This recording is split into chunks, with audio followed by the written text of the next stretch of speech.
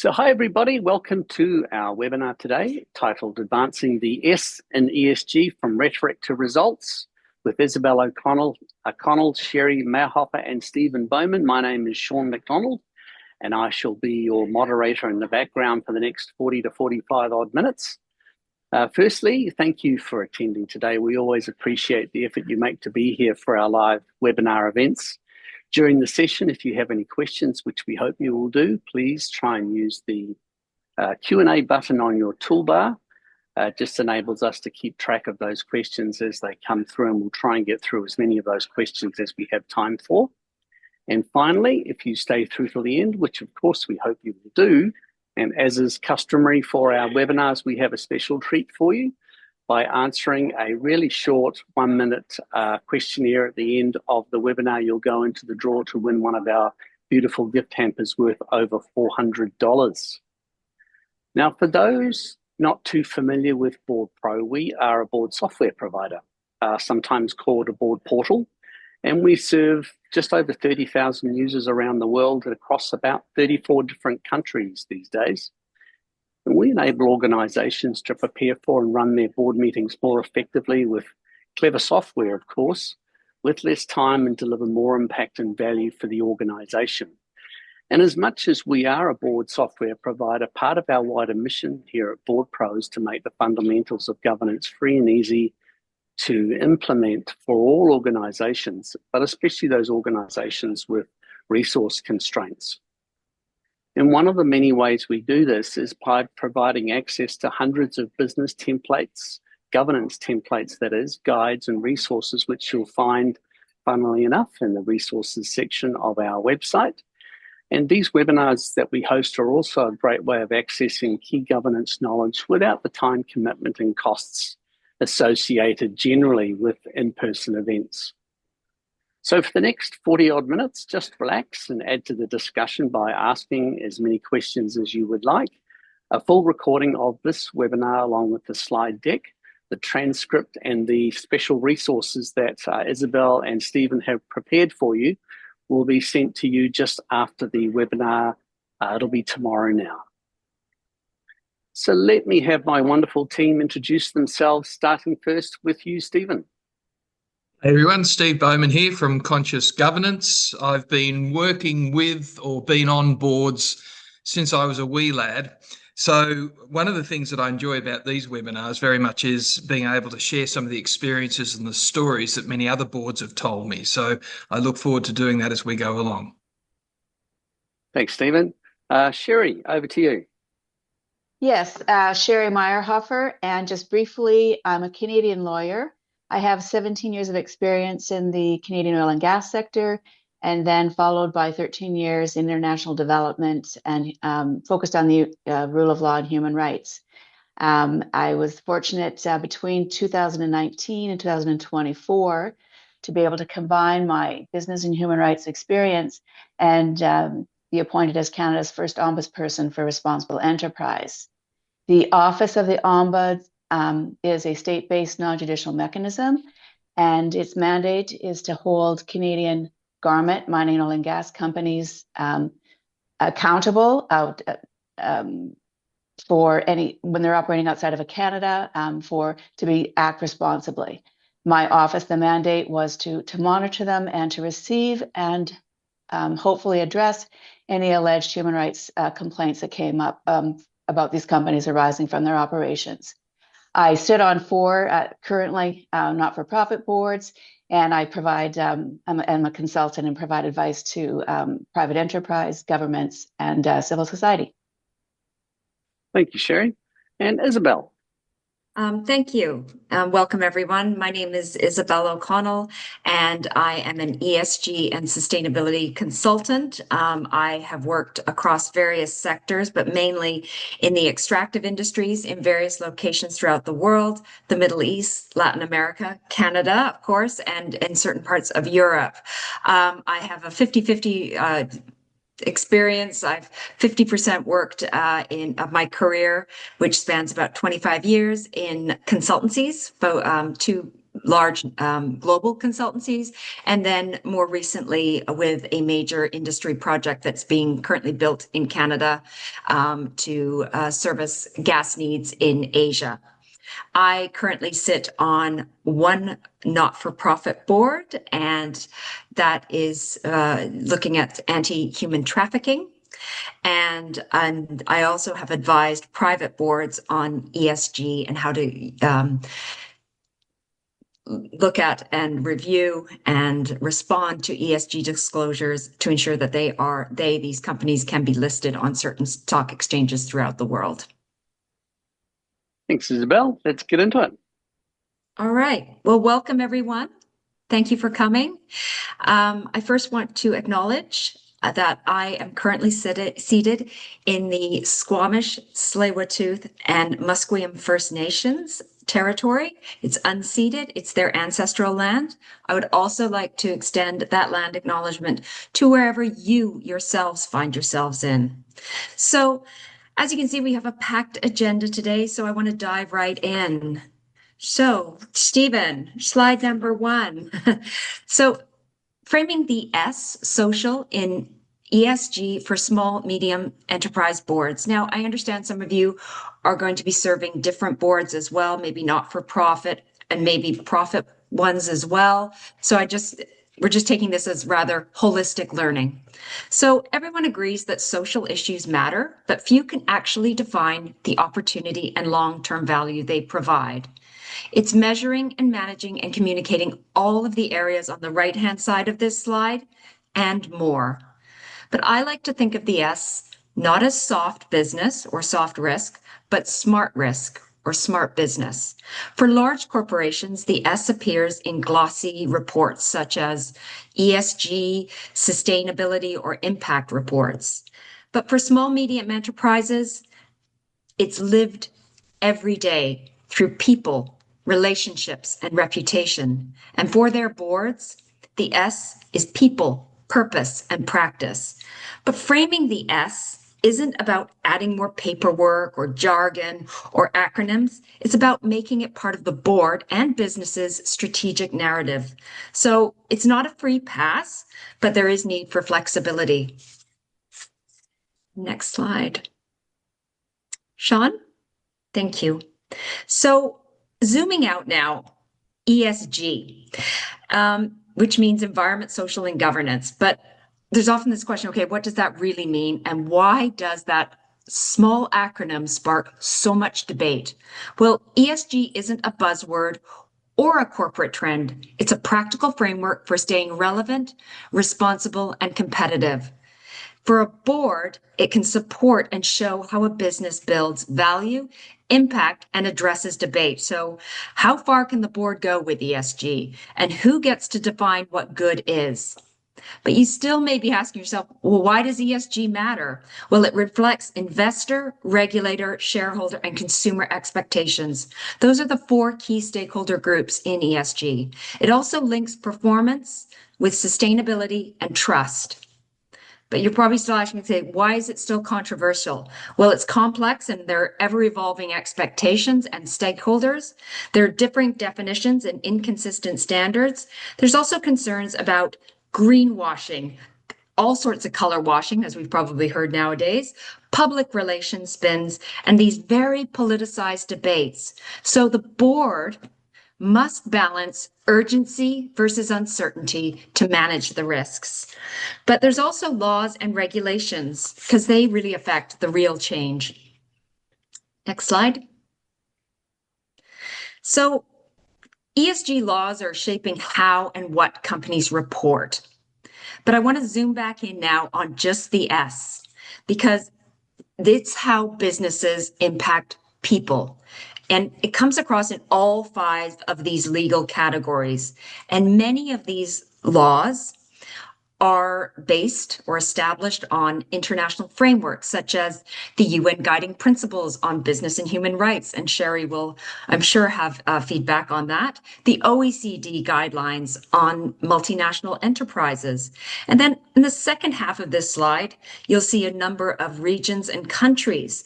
And these are all regions and countries who have implemented number one, modern slavery and forced labor acts to various degrees, and some longer than others.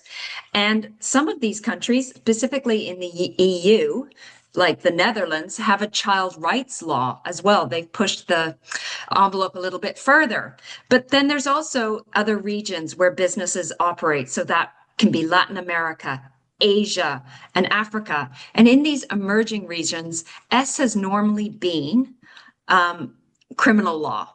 But now they're moving more towards the corporate disclosure law.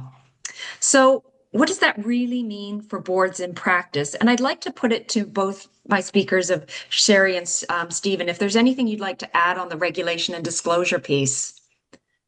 I would jump in, Isabelle, because you're talking about legislation, and you also mentioned the UNGPs. And like, I agree, like there needs to be a framework. Boards need to have a framework in order to be able to deal with the S in ESG, with people.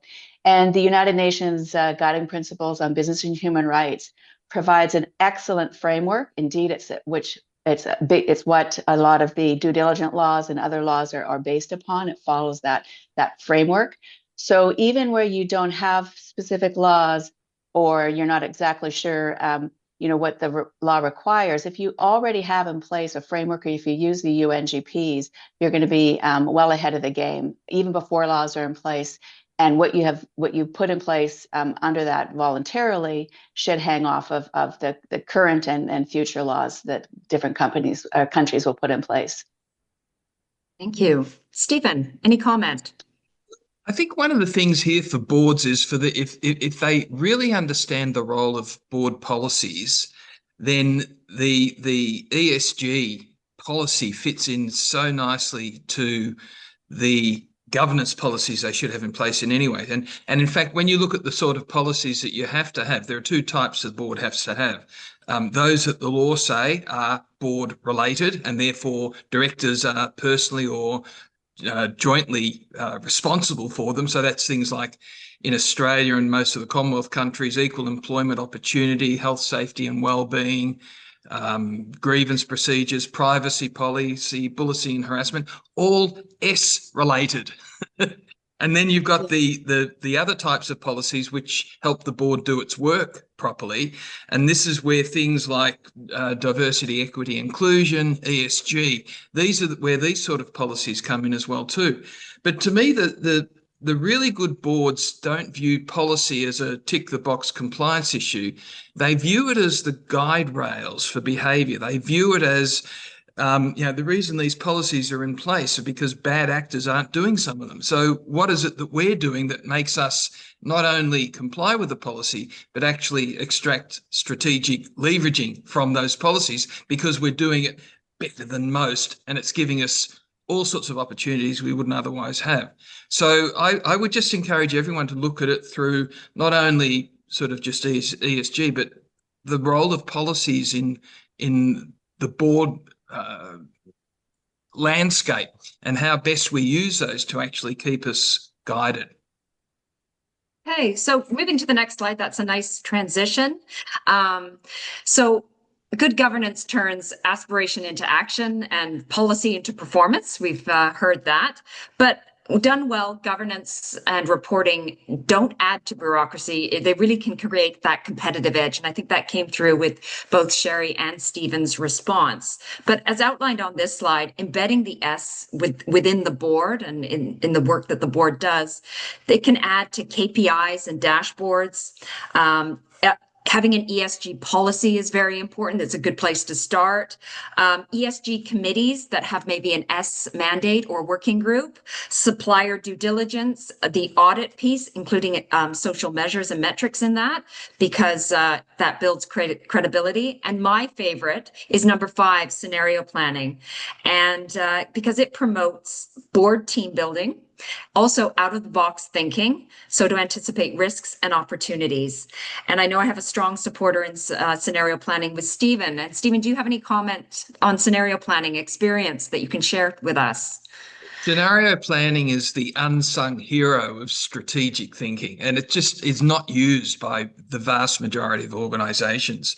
So what we've seen is that the really good boards are the ones that have either charged the staff with learning how to do scenario planning and training them up so that they could do that, or getting external people in to run scenario planning. But the whole purpose behind scenario planning is not to try and forecast what the future is going to be. It's to look at what the possible maybe perhapses might be, and then putting in place stuff that, even if those scenarios didn't occur, makes sense for us to put in place. So as you said, Isabelle, it's a way of getting ourselves out of the box, but also it's a fantastic way of recognising that there's no such thing as the future. There's many possible futures out there. We need to be prepared for any of them and do the things that we can do right now to get us prepared no matter what the future throws at us. So a big supporter of scenario planning, but it's really, really underused. And so it also shows a lot of board maturity as well. Very true. Okay, so strong governance can lead to rising expectations. Sean, next slide, please.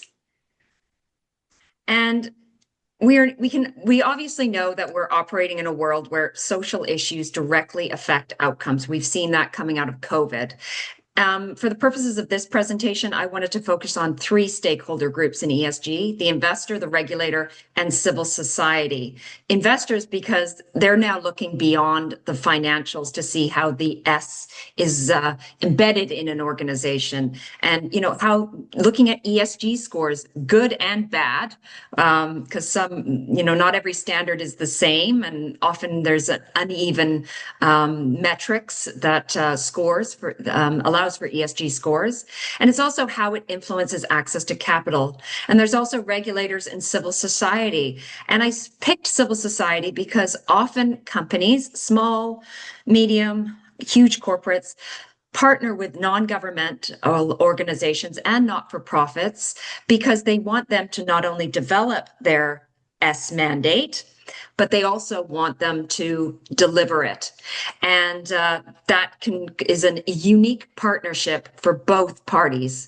So boards should also watch proxy and shareholder voting trends. And even if a company isn't listed, it's still important to keep those shareholder and especially shareholder resolutions and proxy reports in mind, because they are free and available, and they do submit to how investors are looking at the broader horizon. But as it says on the slide here, social mismanagement can trigger reputational and operational risks. So if a board acts early and continuously, it can protect a company's value and strengthens trust. But I'm wondering, Sheri, have you seen in your role with the Ombudsman where there has been mismanagement? Of course, no naming or no shaming, but maybe transitioning the companies who want to be net zero champions, are they having issues with human rights risks? Yeah, I mean, I think mismanagement or just a lack of awareness of what's going on in a company's supply chain. We saw that a lot at the core, at the Ombuds office. So what you don't know, you cannot address or fix. And it's going to, as we saw at the Ombuds office, it would blow up in their face by an allegation of a human rights abuse coming up and being filed with my office. What I did find in terms of good management is that companies who chose to engage with the core, like with the Ombuds office, and worked with the complainant, were really were able to learn. They were collaborating in order to resolve the issue. And so either they would find that there actually was no problem, and then that actually set a new relationship, or there had been a problem and they'd already fixed it, or the company did see that they were actually engaged in activities that either had the potential or were actually causing harm to rights holders, and they were able to fix them in real time. So, I mean, I would just say that, looking at these things before you get a complaint coming in is I think where companies and boards want to be. But do not be afraid as a board to set the policy that empowers your staff and people to actually engage and see if they can resolve these issues, in real time. At the operational level, by the sounds of it, too. That's right, exactly. But they have to be empowered, and that comes from your board policies, of course. Absolutely. So my next slide. So how do we put all of this into practice? So the S we're hearing is more about good board judgment. So it's not just a compliance measure. And number one, boards, well, there's the trade-offs, and those are very important because that's part of decision making. And number two, the stakeholder pressure is important because, well, it shapes the strategy. And number three, innovation, and innovation comes in many forms. That can be very important because it strengthens foresight, oversight, and insight at the board and operational levels. And going beyond the tick boxing, because it's about what the business stands for. Think about the values. So I see that a successful board shouldn't treat social as an add-on, but as as expected, not optional. And next slide, please, Sean. Now, in full disclosure, this is my favorite slide in the presentation deck because it shows the depth and dynamicness of the social or S issues and challenges. But I'd also like to add, there's three others that I want to consider. And those are technology shifts and how important that is to humans and vice versa. The role of climate transition. We're seeing how humans are affected and affecting climate change. And also workforce changes coming out of COVID and beyond. But by addressing all of these challenges, boards can lead with a social purpose. And they can also trailblaze in defining responsible business and governance practices. So we're now going to open it up to questions, and I ask for Sean, what are we seeing in the way of questions? We've got a number of questions that have come in over the last sort of 10 minutes. So the first one from Rolf: can the panel comment on S metrics for reporting and risk management, focusing on the distinction and value between the S ratings and the S measurement? Who would like to comment on that one? Do you want me to have Kirst go at that? Sure. So what we've seen boards use very, very successfully, particularly under the social issues, the S part of it is measures around customer satisfaction, member satisfaction, but they're going much deeper than just scores. They're actually putting in place mechanisms whereby they not only survey, but they actually run programs that get a better idea of what the customer or the member is thinking. So the customer satisfaction fits into it. Data protection and privacy is another one. These days, everyone expects an organisation to be overt about how it uses its data, how it protects it, and what are my privacy rights. So actually being on the front foot with that and letting people know in advance how that's going to happen. And again, whether you're a corporate, a not-for-profit, whether you've got members, whether you've got customers, clients, stakeholders, whatever it might be, but actually being aware of what that looks like from a social perspective. The other one is gender and diversity. There's a lot of organisations that are appropriately commenting on gender and diversity, not just the, how many males and females have we got, but have we got a good mix so that particularly at the board level, we're able to have a mix of experiences, life experiences, board skills matrix sort of things. Are becoming much more sophisticated. So I think that is more and more being reported on. Employee engagement is another one, community relations, human rights, labour standards. These are all the sorts of social issues that I've seen boards starting to report against. Nice. Next question. Where does culture fit into the S picture, and are Gen Z demographics more in tune with the S values? I think I'll take that question. So yes, there is the culture issue within social, but that can also be in governance. So there is this almost like a tug and pull between S and G sometimes, because the G has to cover both the E and the S, but also with the Gen Z demographic, I think, yes, I am seeing more on social media and some of the I shouldn't say the more popular social media channels. The S issue is coming out loud and clear. Also, I do find Gen Z are much more vocal about, and having worked with a number of them recently, about employee engagement issues and being more honest and real about it. I guess they're less, inflicted with, previous corporate speak. But yeah, the culture, yes, it can come in at the S level, but it's certainly, I wouldn't say that it wasn't part of environment, and it's definitely part of the governance piece. And there's also the add-on as well that I didn't mention in the presentation, which is Indigenous groups. And in Canada, Indigenous groups, yes, they believe in ESG and Indigenous nations communities, but they also think, well, why isn't it IESG, putting Indigenous first? So that's an interesting take on that one as well, because that can add to another layer to culture. Sheri, do you have any comments? I would just jump in. Like when I think of culture, I think of two things: corporate culture. And so if you're corporate, I believe that a board should embed, within their corporate culture, a focus on people. That's what the S is, a focus on people, regardless of who those people are. And that's your range of stakeholders. And then in culture, in terms of the stakeholders that you are engaging with in your operations, in your business. So let's take Indigenous for example. And it's for that reason that if you are dealing with certain types of stakeholders, such as Indigenous people, they should be perhaps on your board. They should be on your board committees. When you're doing your measurements or looking at your outcomes, like don't do your own measuring. Go out and ask your stakeholders, and because it's going to be how their culture and how they view the situation that is going to give you your true measurement.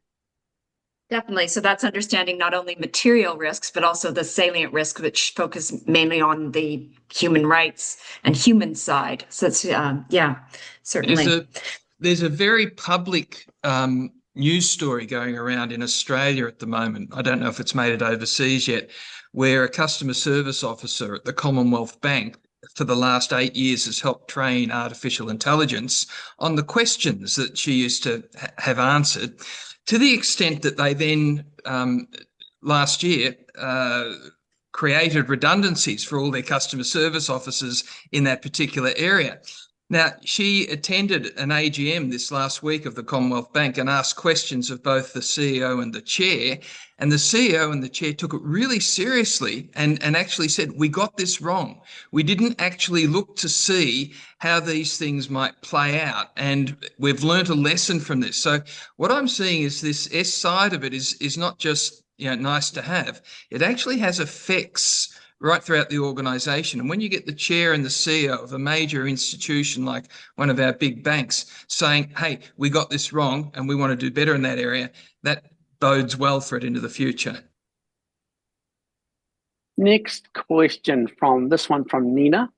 Given Australia's unique environmental landscape and regulatory trajectory, how can the board strategically align ESG initiatives not just to meet compliance, but to unlock competitive advantage in global markets, particularly in sectors like mining, agriculture, and energy? Who would like to tackle that one? Well, I'll start.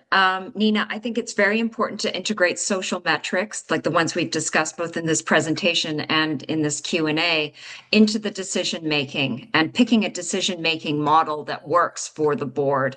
Also, it's like building that culture where there is an S, that could be through training or literacy. And also, and this is very important, working with stakeholders, and in the world of ESG, partners are different as well because they have a commercial outcome, and that would be focusing on the outcome rather than just promises all the time. Sheri or Stephen, do you have any comments?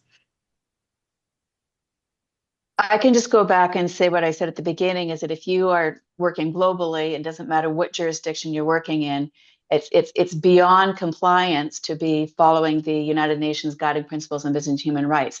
That sets out, what companies ought to be doing, and it gives a lot of guidance on how to do it. And you will, at a minimum, comply, and at a maximum, more than comply. And I do believe, honestly, that gives you a competitive advantage, regardless of where you're doing your operating. Stephen, I have Rolf coming back at you. He says, Stephen, isn't the S about community? Local and society and stakeholder groups therein. Customers are a sales and marketing focus. Employees are a culture and people issue. Am I misunderstanding S? No, not at all, because it includes all of those. So it's not just our members, it's the stakeholders.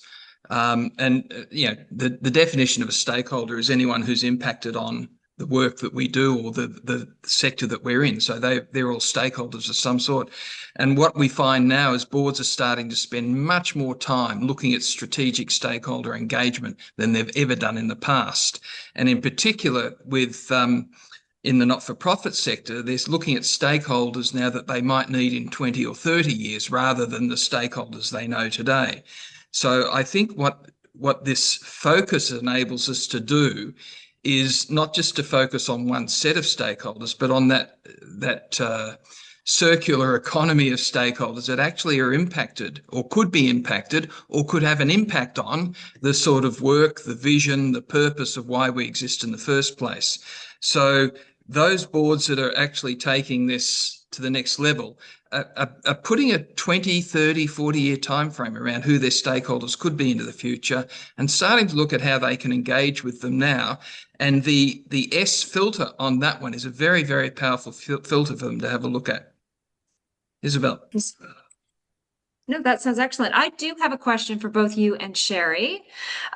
It's how should boards balance rising expectations with regulatory changes without overwhelming limited resources? Because as we know, there are numerous people on this call who sit on not-for-profit and non-governmental organizations, and those are certainly don't have the resources available to them, let's say like a big corporate bank board or an oil and gas company. Any comments? Sure, I can jump in. I mean, I think if you're a small company, you ought to have, just for good board governance, a code of conduct, non-retaliation, like a few very basic board documents that set your values and your vision. And then if you're operating, in a specific place, who those specific rights holders are, or stakeholders, and you can focus in on those and start your work there. So, I mean, I think you need to right size. It needs to be proportional. Your values will you be able to replicate those as your operations grow and your geographic range grows too. I think it could be a great excuse for some organisations to say, we just don't have the resources to do this. And my response to that is rubbish. It's not about resources. It's about mindset. It's about focus. So if we want to focus on ESG, if we actually see that there is not only the goodness of it, but it actually will provide us with innovative, far-reaching ideas that we might not have otherwise come up with, that then becomes a strategic issue, not a compliance issue. So my comment to the issue around resources is that there's 101 ways of doing something. One way is to throw a lot of money at it. The other way is to change the way we think. And there's 101 things that you can do in between there. So I would never see lack of resources as anything other than an excuse, and I'm being a bit blunt here, but as an excuse for not doing something, whereas in fact, the most strategic boards that I've come across are quite typically not the ones necessarily that are well-resourced, but the ones that have got their mindset around creating the future and what we can put in place to do that. And then resources become less of an issue, because if we don't have the resources, the strategic question is then who does? How can we find it? What if we could do it differently? What are the other ways that we could do this? So it's that really focused strategic insight that I think makes all the difference here. Yeah, it sounds like there needs... Oh, go ahead, Sheri. Sorry as well. I was going to add to the resources, and my experience with, at the Ombuds office was, when NGOs are out there doing the work on the ground, they're identifying risks for companies, they're understanding who the actors are. And if companies, they can have, a lot of that work can be done if they partner and peer with organizations, civil society they're already active on the ground. So just like there's resources out there that companies should engage with and not be afraid of. Very good. So it sounds like there needs to be a lot of curiosity and courageousness at the board level as well. Yeah. I have another question in from Phil this time. Phil says, what emerging social risks or governance blind spots do you believe boards should address to remain resilient over the next 3 to 5 years? Well, I added a few in my previous slide, and I do think Stephen's right with saying cybersecurity and AI. That's just it's not going anywhere. It's only going to go further. Of course, there's the climate, whether or not you're a naysayer for climate change, climate transition has a huge impact on people. And those of us in the developed nations of the world, it might not be as pronounced, but certainly in less developed countries where there's also the refugee crisis and migrant crises, climate change is certainly playing a role. Also, too, there's on the governance, or actually, no, it's not a governance, it's the workforce piece, because then, we came out of COVID and it seems like people are reluctant to go back into the office full time now. They fought it going in, and now it's being fought trying to get back in. And then, of course, too, there's always the social issues around DEI and what that looks like. Because there has been backlash around DEI in various locations throughout the world. Sheri and Stephen, any comments? I just want to highlight the climate-related displacement because I think it's already started and it's just going to get bigger, and especially for extractive industries and industries that have a large footprint, their ability to exacerbate the negative impacts is huge. So being on top of that, identifying it and addressing it before it happens is really important. I also think too, Sheri, there is, and we didn't mention this, there's human rights defenders and the role that they have in being advocates, and often they themselves have personal security issues, and that can also be challenging throughout the world of the issue of security. So we've heard security about people's data, but there's still that security around individuals. Yeah, and I mean, of course, companies need to have in policies that are non-retaliatory, that there's whistleblowers, that there's protections for human rights defenders. Again, companies should be embracing these whistleblowers and helping to protect them and addressing the issues as opposed to, ignoring that and creating security risks for themselves, frankly. So Isabelle, back to you. Oh, back to me now. Okay, so I do have one more question, and it has to do with strong governance and social issues, providing a competitive advantage. Sheri or Stephen, any war story you can share with us is appreciated. And of course, no names need to be stated.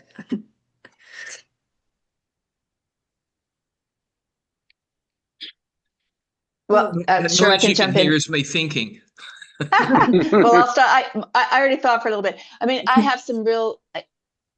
I don't think as the ombudsperson I can with definitively say with that there's a direct link between good corporate behavior and competitiveness. But I did see a lot of companies who embraced the Ombuds office and the good offices that we provided to help them mediate and resolve problems. Those who did seem to have, they valued their reputation. They valued what that brought to them. And you did see good media as a result of their engagement with the office in resolving the issue and the satisfaction of the complainant.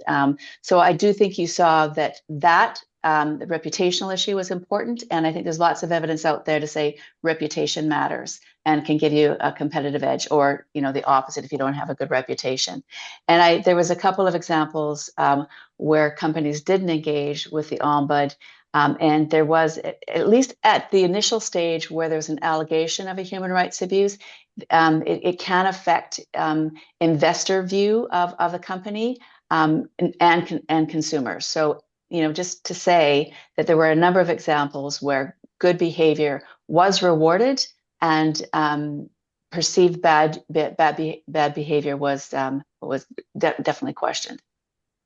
The thing that I've seen work the best in this area is where the organisation and the board in particular has an ESG policy, and it's a board level policy signed off by the board, which means therefore it should be reviewed and tested on a regular basis. And we had one example last year where they had something that did not meet the policy guidelines, and rather than go after the individual that had breached the policy, they took a lifelong learning approach to it and said, okay, so what was the incident? How did we deal with it? How useful was our policy in helping us deal with it? And what can we put in place to make this policy provide even greater guidance to the rest of our stakeholders, our staff, our clients, our participants? And I think it's that mindset of taking this not just as a tick the box exercise, but if you put ESG into a proper board policy and then you review that and you ask yourself, what have we learnt? Are there any places where we haven't been able to? How do we become even better at this? This is where policy should live rather than just a compliance checklist. Isabelle. Okay, so I now have the pleasure of closing out this webinar, and I have 4 key takeaways for you, the audience, to ponder, but I also have some calls to action for each of the 4. So number 1, ask the right questions. Integrate that social into the decision-making process. And number 2, keep pace with changing expectations. We'll build that culture where responsibility is ongoing through board capability. That can be through ESG literacy or ESG training with an S focus. Number 3, I suggest that you focus on outcomes, not on promises. And number 4, support regular reviews to update supplier codes of conduct, due diligence, or even employee and board codes of conduct, because you want to turn the rhetoric into results, and boards certainly lead the way in that. Thank you, Sean. Over to you. Thanks, Isabelle. So we have 2 great resources that both Isabelle and Stephen have kindly provided. Firstly is a board oversight checklist. These will be included in the email that we send out to you tomorrow, and an environmental, social, and governance policy document, such as what Stephen was just talking about. So this is a policy template for you to download and adopt within your organization. So, coming to the close of our webinar today, thank you again. Please feel free to connect with our presenters on LinkedIn. I'm sure they'll look forward to your connection. And if you would like to be put in touch with any of our presenters today, please indicate your interest on the survey at the end of the webinar as you exit. Tomorrow, you'll receive an email from me, which will include, of course, a video of the session today, the presentation slides, the resources, of course, that I just talked about, and the transcript. So just as you leave the webinar, don't forget to complete our quick and short 1-minute survey. Go in the draw for our beautiful hamper. I'll announce the winner for that tomorrow as well. Thank you again for your attendance, everybody. Thank you, Stephen, Isabelle, and Sheri, for your conversation today. I really appreciate it. Look forward to seeing you all at our next webinar, everybody. Have a great day.